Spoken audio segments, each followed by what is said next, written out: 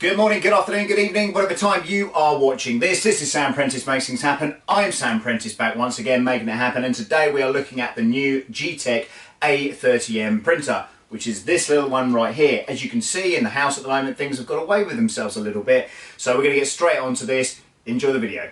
Geeetech A30M. Let's see how good this thing really is. Are you going to want it? Are you going to want to buy it? Are you going to regret it? Hit that subscribe button and notification bell to find out more about my channel and all these 3D printing reviews that I do from time to time. This is an unboxing. Once again, it's the Geeetech A30M. Shenzhen Geeetech Technology Co. Formed in 2011. Very well known now for their offering of filaments.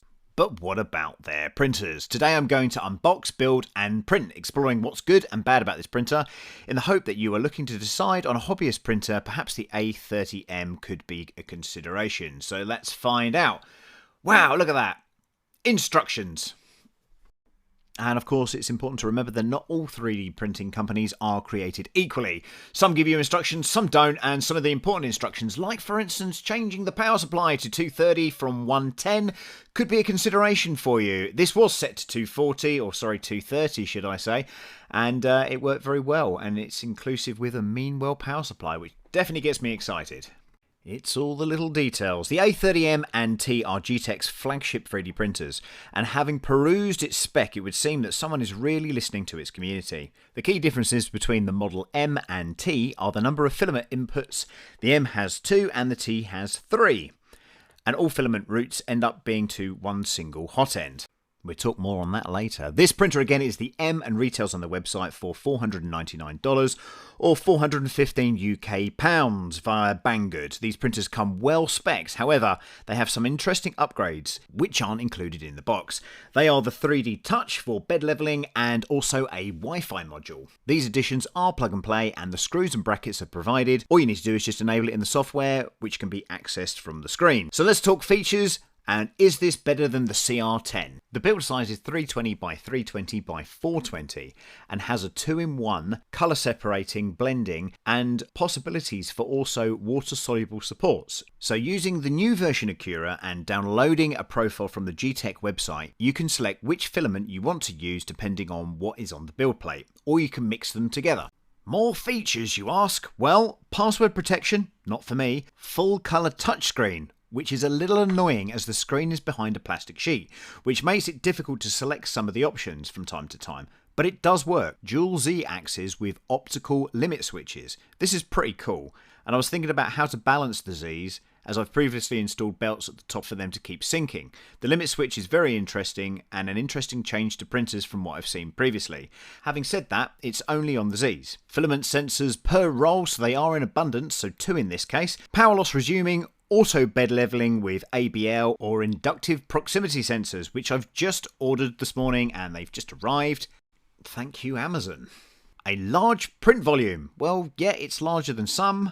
Ventilation and design with high accuracy. Yeah, I've got to agree with that. It is actually pretty well put together. What's not so much in your face, and what it doesn't really tell you, is that it also has a well-rounded smart 32-bit processor using Trinamic TMC stepper drivers, a Meanwell 24-volt PSU, which was certainly in my case.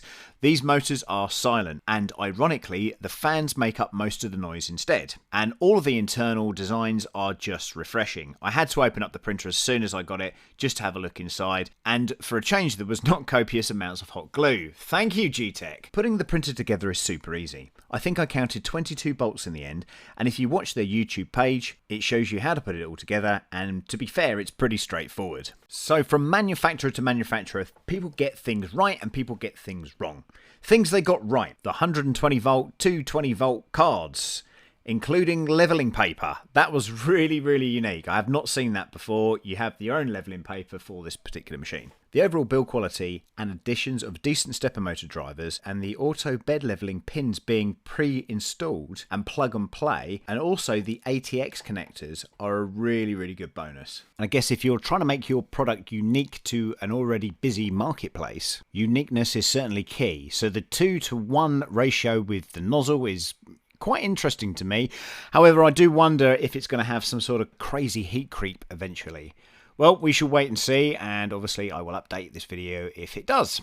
Well, certainly on this printer, one of the cables that was attached to one of the plugs, I think it was on the X-axis, wasn't installed correctly. In fact, the pin was hanging out and I had to pop it back in. And then when I was doing my second print, I think it was, I did have a couple of issues where the X kind of jumped across and caused a bit of a slippage, but managed to sort of work out exactly what it was first fix, which was good.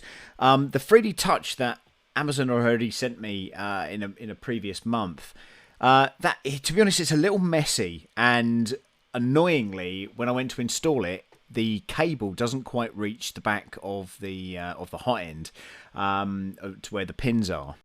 So the 3D Touch is activated within the software, and you can see it, it allows the pin to go down, it drops and picks it back up again, then it errors, and, again, I had it working in the middle, absolutely fine, go to do a first print, and then the hot end basically crashed into the bed and caused a bunch of issues with that. So I've ordered the other type, which is this proximity sensor, and I'm going to give it that a go hopefully tomorrow, and I'll update the video as that comes in.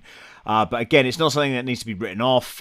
It works with a 3D Touch, and I haven't tested it with the BL Touch yet. But it's the clone again from Geeetech, so you would imagine that it would work. The cables, as I say, they didn't quite reach where I needed to plug them into, and I had to extend them and stuff, so you may need to do that as well. There is no glass bed. It's certainly a preference of mine. I do prefer a glass bed. I did have a message from somebody the other day asking me if I've tried one of these magnetic jobs. I haven't. No, I've not done that. I do prefer the glass bed overall. The bed provided does cover over the metal base. And unfortunately, I gained some bubbles when I was trying to put it in. And then obviously when the hot end crashed into the bed, it caused some issues with the bed then at that point. So I've ordered a 320 by 320 sheet of glass. I'm currently using the old Creality 310 by 310. But, I'll print on that. And I have printed on that. And it came out beautifully. And I do think that, the investment in a glass bed is certainly going to be the best step forward probably for you. And on that, in fact, the first print came out really, really well. That's the test print of the dog. The colour mixing was absolutely brilliant, better than I actually had expected. It worked really, really well. Then while I was messing about with some of the settings for the second print, I did get some stringing between the colour change. However, I feel I know what this printer is capable of now, and it's going to be a few retraction settings in the software, and we'll be good to go. So let's check out the first print, the little dog.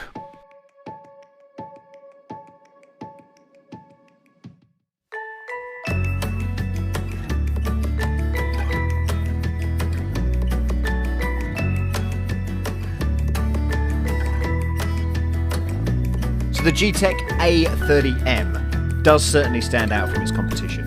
With these more kind of quirky features, the overall size feels like sticking two fingers up to the man. And these printers say, hey, I've been well thought out. Let's get on and print. Geeetech also has a very active forum and Facebook page. Open source, changeable stepper drivers. It was obvious that the older A30 printers were either copies of Creality or white labelled, so it looks like they've really moved over differently to these different style printers. It did make me smile though when I saw that they sell a version called the Prusa I3. Come on Geeetech, be original, be awesome. So in closing, is the Geeetech A30M actually any good? Yes, I think it is pretty damn good.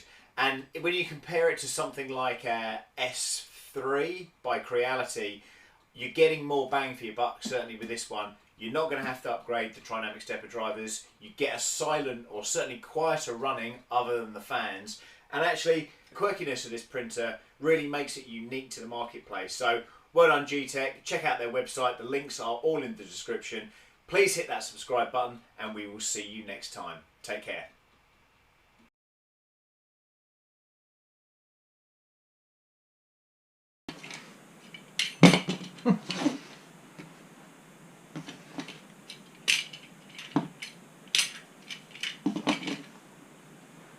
You want this to be as stiff as it possibly can get, and that's what she said.